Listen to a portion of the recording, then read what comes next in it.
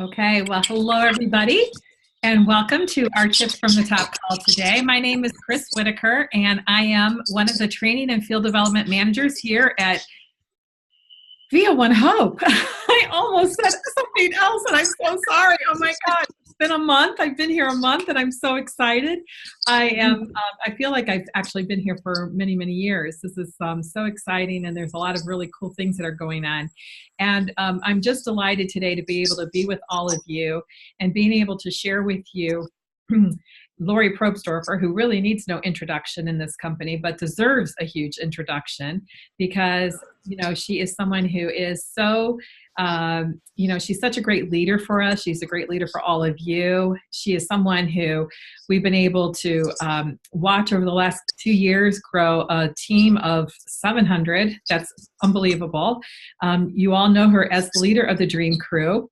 You probably also know her as Mama Bear because I think that, she is someone who just nurtures everyone and welcomes everybody into her family as if she is their own. Or they are her own. And I love that. I love that spirit of generosity that Lori has. And, and it's just such a pleasure for me to be able to be working with you again, Lori.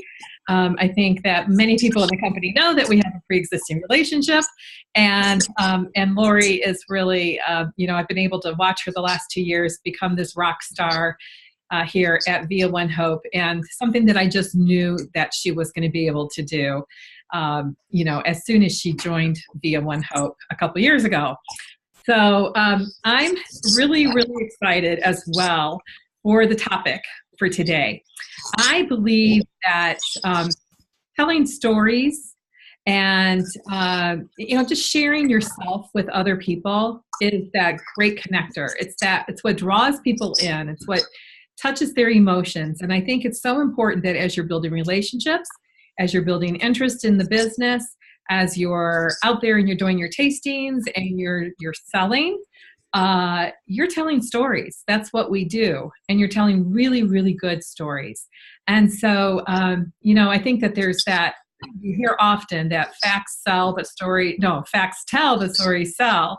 And that is definitely what we're going to be talking about today. So I know, Lori, you've got a great training for us on crafting your story, and I can't wait to get started with you. So thank you and welcome. Thank you, Chris. Thank you so much. That was a far nicer introduction than I deserved. But I'm super excited, obviously, to be here with you. I'm so happy to be working with you again. And I, it's interesting because our previous company, we talked a lot about storytelling. And I am a storyteller. I come from a family of storytellers. And my dad is a storyteller. You've heard me mention that he's kept a diary every single day since I was 1 year old. So there are 56, do the math, years of diaries, of stories of our lives. And so when you talk about facts tell, but stories sell, I think that's really true. And I think when we're talking about certainly our product, which is wine, in my estimation, and this has been way before I started with Via One Hope, wine in itself is a story. There's a story about that bottle of wine. Where did it come from? What was the weather like when it was harvested? What happened in the soil that year? Who planted it? Who pulled the grapes, etc.? And so when we do a tasting, that's just an extension. We're just extending that story because now we're going to share that bottle with folks and they're going to create their own story and we're all going to be part of that story. So that isn't entirely what I wanted to talk about today, but I think it's so interesting how it's all so woven together.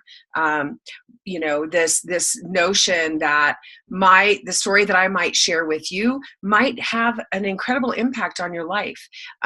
And so I think it's so important that we are all really cognizant of that. And what does it look like when we tell a story? I did take notes because I did want to be a little bit prepared. So if you see me looking down, that's what's going on.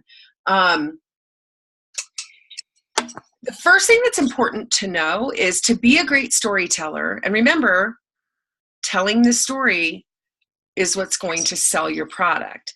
In order to be a really great storyteller, you first have to be a really great listener.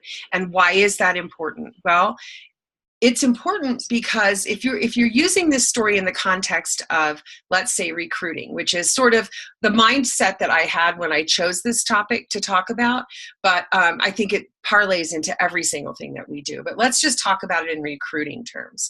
When you are sharing your business with somebody, the most important thing that you can do is listen to them. What is it they're looking for? What is it? Why are you having this conversation? And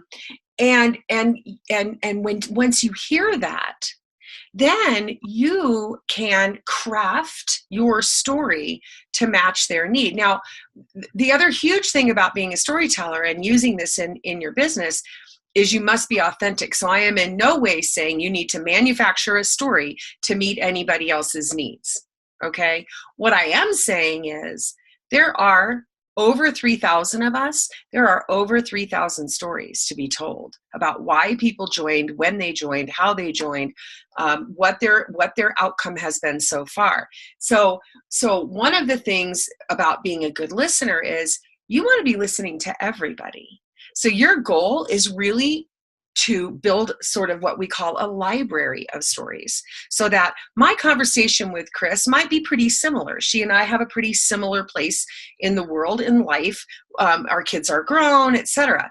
But I had a conversation with a young woman about a week ago who's, I don't know, she's 23. She's got little kids. She's living a totally different life than I am.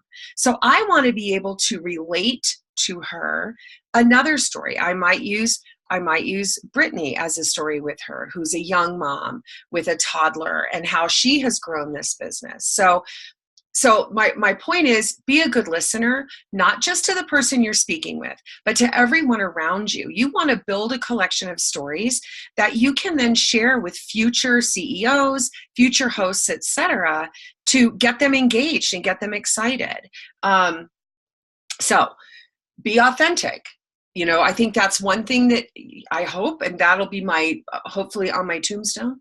One thing that I really hope is I am a pretty authentic person, as is evidenced by my crazy hair and by, the fact that I make mistakes a lot, and I'm not super polished and rehearsed. That's just who I am. Chris happens to be a very polished, well put together person. So she's her, which is not to say you're not authentic, because you totally are.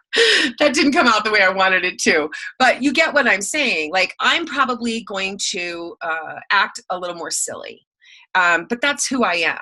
And I'm not going to change that for other people, right? Because I want them to see this is who I am. So be authentic, be yourself. Don't be something you're not, because that's going to come across to people. People are very drawn to authenticity. People are looking for connection in the world. We're all looking for connection. We're all looking for community. What you are imparting to somebody when you are being your true authentic self is a connection and an opportunity to be involved in a community. And that's really what people are looking for. So they may say, well, I need to make $500 a month. And that's important too. But the bigger overarching piece is this welcoming, this connection with other human beings that you're also offering to them.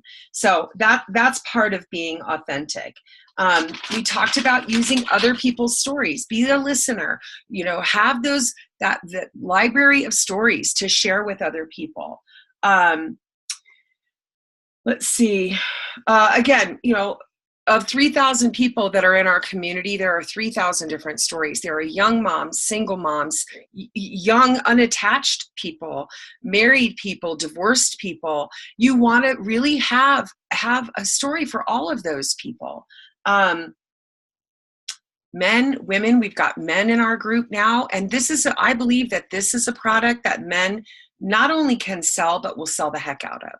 I think boys can sell a lot of wine. And so I think that we can be reaching out into talking to more men about this business. So there's about a handful of men. Ask what their story is, and don't be afraid to reach out and ask somebody. There are a set of rules and this is from the book that a lot of us just read, Get Over Your Damn Self. Romy puts out a set of rules that she says are really helpful to use when you're crafting your story. The first is, just don't be attached to the outcome. Okay? You're not there to convince anybody.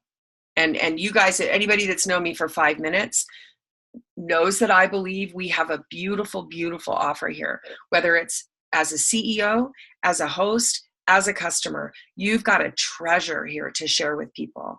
And if you understand that and you can relay that to people without any expectation, your business is going to soar. But you're not there to convince anyone. You're there to share your story, share the beauty of what we've got here. Be authentic. Don't be on the hunt. Less is more. Don't puke all over people. You're dating these people, right? You're not going to show your skin on the first date. I mean, well, somebody might. That's authentic, but don't do that here. You don't want to give everything away right in the very beginning. They don't need to know about the comp plan. They don't need to know, all the different levels and, all that stuff. That can all come later. You're selling the romance of what we've got. And what we've got is beautiful and romantic. So just stick with that. I have written down here 17 times, be authentic. Do you think that's important? Apparently it is. Another really important thing to remember is you really can't say the wrong thing. A lot of times people worry about sharing what we've got because, oh gosh, I don't know all the answers. I don't know the right words, etc.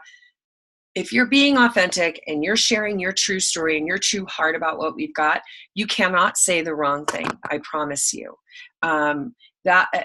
Anybody who's listening to you is going to be engaged with what you say. Let's see. And really, the final two things that I will say again is really listen. And then there's an acronym that we use in this industry, and I think they use it in lots of industries. What's in it for them? It's not about what's in it for you. What's in it for them? When you're actively listening, when you're being a good listener and you're hearing what it is that they're looking for and what they're saying, you can easily find what's in it for them. What do we have for them? And always keep that your number one priority. Not what oh gosh, I need 5 recruits this month. It isn't about you. It's about them. And so just always to keep that in mind. So that's basically all my notes, Chris. I think we talked about maybe you were going to maybe ask questions or things like that. So I'm going to let you talk now. Great. Well, thanks, Lori. That's a wonderful beginning. And I love the authenticity part of it. And I can be pretty fun too, just so you know. I know. That wasn't like that. I know. I just had to tell you that. Acknowledge that I was listening to you. So I do have a question. So you talked about how you change your story for your audience. And you also talked about how you listen to other stories. So the first question is what are the different kinds of stories that you'll share? Like, can you give us an example of a story that you would change up a little bit? Yeah. And to come back to that, just to say, the other thing is that my story is always evolving. What my story was 2 years ago is not my story today. Sure. What my story was when you and I worked together is not my story. I think we're wearing the same earrings, by the way. You're so so sure. Again, I mean, I'll use that sort of that example that I used in the very beginning. Although I have been a stay-at-home mom with little kids that got into direct sales, and that is how my story began. It isn't my story now. But when I was speaking with this young woman last week about joining, I will use perhaps Brittany's story again. And I won't make it my own story. I'll say, listen, you know what? I work with a woman who is a young mom, has a little toddler at home. And she started with us just about 6 months ago. And let me tell you what's happened with her. right? So that's what I mean. I'm not saying you want to take on somebody else's story as your own, because that is not authentic. But the more you hear other people's circumstances and stories and challenges and successes, I think it's really fair to, and it's great for you as a coach to hear the challenges that other people have had. Exactly. Right? And be able to share that authentically. You know what? I know it is, when you're a single mom, getting a babysitter can be really hard, you know, or when your husband travels, it can't. And here's how Kendra overcame that. You know, Kendra's husband's a pilot. And so she has to have a tight schedule. So again, all of those things that you can use to help people overcome hurdles or objections. Perfect. Yeah. When we were in Las Vegas this weekend, we did an objections training. We talked about the feel, felt, found method. The best thing you can do with feel, felt, found is to build a story into that so that people can relate to it. So I think that's a great place to say where you're going to share your stories and where you're going to share other people's stories. I also like how you talked about the whole recruiting atmosphere, because when you're listening to people, what you're wanting to draw out of them are their stories. And so I don't know about you, but I feel like that just makes somebody feel so good that they're able to tell their story. Okay, so getting back to crafting your story, is there a certain time that you want the stories to be? You were talking about not like vomiting all over everybody with your words. Is there like a time limit? I think, you know, I don't think we're necessarily talking about an elevator speech here, because that's really about 30 seconds, but you're probably not talking about more than 2 minutes, maybe about 90 seconds.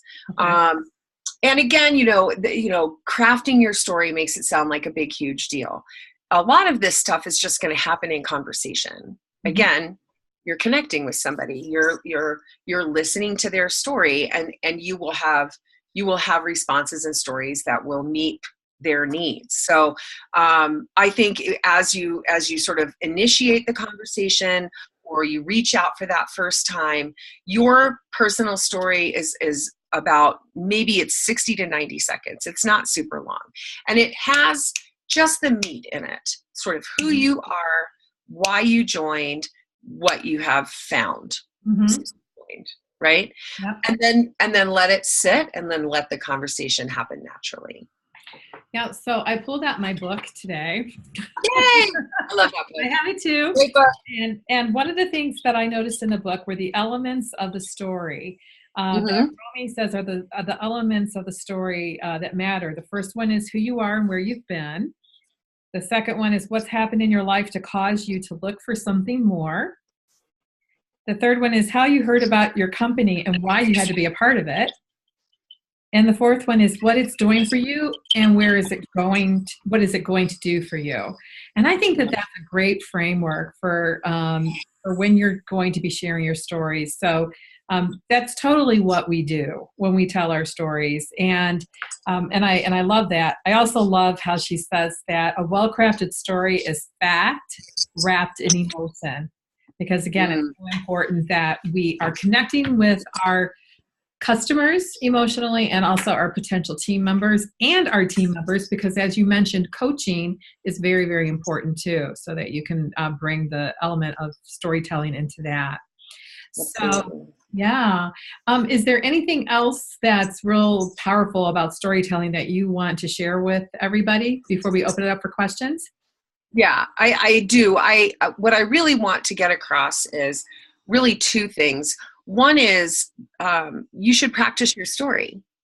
You should practice your story. You wouldn't show up to a play without rehearsing your lines. And the other is you should tell your story at every single tasting event that you have, whatever that looks like. You know, you guys have, a lot of you have seen a training I've done on intentional tastings. Be intentional. Be intentional. You're there on purpose. You're there to raise money for your host's cause. You're there to make a paycheck. You're there to spread the brand, to talk about our mission and our vision. So be intentional with that. Write that down and practice it, and say it every single time. You know, there are elements of my tasting. If you've been to 2 of my tastings, you could do it yourself, because everything in my tasting is pretty much the same every single time.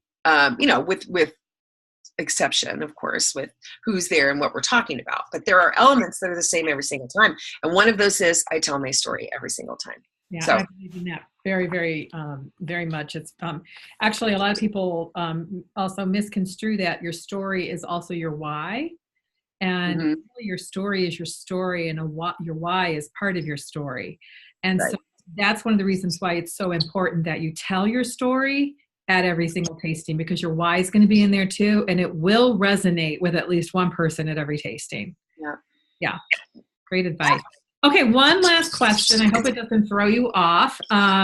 Is there anything that you think you should leave out of your stories? Oh, yeah. Yeah. Well, I mean, I feel as though, again, being authentic at all times. But there are certain things like, I don't know, like I hated the product when I started, or I started and I didn't do anything for a year, or, things like that. Nobody needs to hear that. Okay. You're setting the stage for somebody else to do that same thing. And that's not your goal.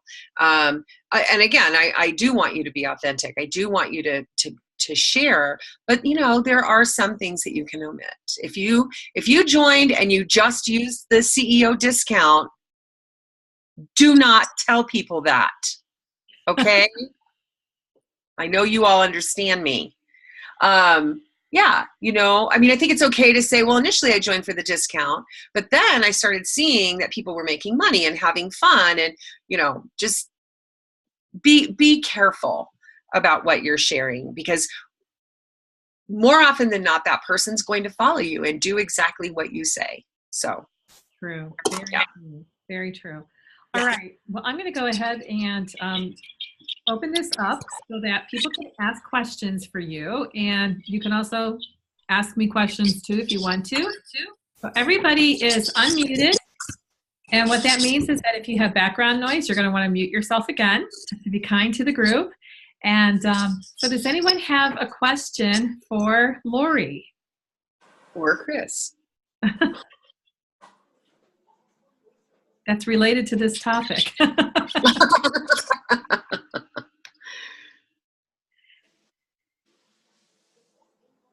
Does anyone tell stories? Does anyone have a story that they want to share? Nicole? Yeah, I'll share. Okay, great. I just started January 31st, so pretty new. Thank you. I do like it. I'm also with, I've done direct sales before, so I'm just curious, that story is similar, but would you share that you've done other things, or maybe would you just start out with, the wine cause entrepreneur story? I'm just curious. I'll answer my way, and then Chris, if you want to answer your way, you can, because Chris also has a long history in direct sales. I do share that I have had a lot of years in direct sales, and part of the reason I share it is because this is such a different experience than all of those other things that I've done. And you don't have that yet. You might have a little bit of it though. You might already be seeing how this is really different, how people really do seek you out to book tastings, or really do seek you out about joining your team. And while that was an occasional thing that happens certainly in other businesses, it's been nothing like this. So I think it's fine to share that. What do you think, Chris? Oh yeah, for sure. I loved it. I don't necessarily say what I sold or anything like that, but I'll tell them the reason why I got started in direct sales was because I wanted to be home with my kids. And I started when my kids were babies, and they were able to grow up through this business, and we were able to provide things for our family that we would not have been able to provide any other way. And so, like Lori said, your story and your why will be one thing when you start, but it will evolve over time. And so I think it's extremely helpful to be able to share that there is longevity in this industry, and that you can find I mean, you can stay with a company for a long time, but there's always something for you too. If one door closes, another door will open. And I think that too, I love to talk about the differences in what the industry was like 24 years ago and how it is today, and how it relates to sharing the opportunity and the opportunities that we have to be able to market ourselves and our product differently. So I love to really talk about that a lot. And plus, it makes me relatable to the people who are younger, who do have young children, who are looking to make this a career, so that they know that this is a possibility to become a career. Yeah. How many years have you been in the business, Nicole? I actually got in 2012. So, I had a third child that we really weren't planning for when I jumped in. So I didn't do much like that first year, but, and he's still at home with me. He's 4. So, and then I have 2 older children, boys. So I have 3 boys. Wow. Me too. So, but I've always loved wine and loved being in something that is for a cause. I've always done fundraising. I mean, that's kind of my why, is that I'm going to drink wine anyway. Why not do a little good, spread a little love? I don't know where I'm at about doing a team right now, just because I've had it come and drop off with my other business. So, and I just relocated to a new state. I just moved to Indiana. Oh, congratulations. Thank you. Indiana. I'm like north of Indianapolis. Perfect.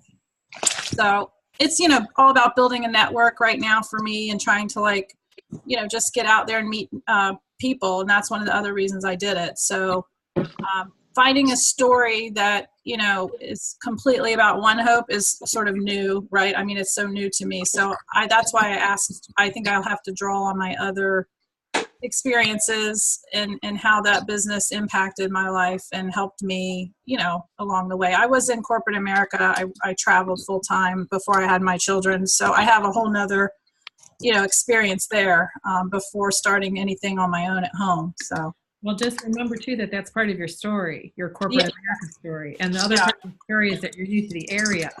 So you can be one of the first people to introduce it there. And so any opportunity that you have to get out and network with people and meet people, you've got a great story to share. They're going to really love what you have to share with them. Well, thank you. You're welcome. Welcome. Welcome. Anyone else?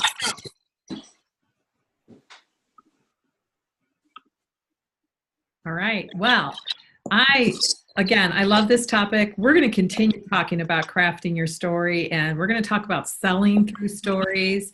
I totally love to train on this. So this is a big, big part of I think what we are as an industry, but especially our company. We have some very rich stories to share, and you guys are amazing. As I'm meeting all of you, I'm enjoying this so much, and I can't wait to hear all of your stories and get to know you as well as I know Lori. And Lori, thank you very much for bringing this to us today. And of course, at any time, you guys, if you have more questions about this topic, just write it in the comments on the community page after the posting of the training, and I'm sure that Lori or I or anybody would be happy to answer your questions. Absolutely. Thank you. All right. Well, have a wonderful Thursday, everyone, and a great rest of the week. And happy March. Yay. Yay, March. Bye, everyone. Bye. Bye.